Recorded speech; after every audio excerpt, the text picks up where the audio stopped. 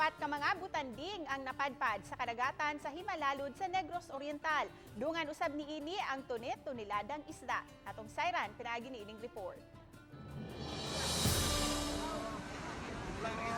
Giisip sa mga residente sa lungsod sa Himalalod sa Negros Oriental ang pagkapadpad sa upat ka butanding sa ilang lugar. Gawas nga nahimo kining atraksyon, nidag sa usab ang daghan kaayong isda sa Barangay North Poblacion.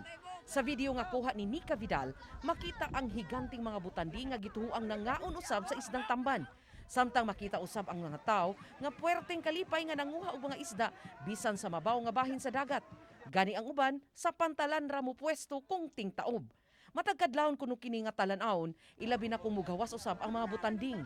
Nagsugod kini human mo lampurnas ang bagyong Odette sa ilang lugar. Sa sinugdanan kuno gagmay pa ang mga tamban apan og sangadto-ngadto nanaghan og nanagko na. Dugang pa sa nag-upload sa video nga wa man nila gibaligya ang mga isdang kuha apan libre na ang ilang panud-an ug gani ang uban gihimo pa nga buwad ug baguong. Way nangahas pagpasakit sa butanding kay alang kanila samtang anaa kini nga mga binuhat sa dagat padayon ang grasya nilang madawat. Uban ni Clans Gabutin, Chelo Valiena, Balitang Bista.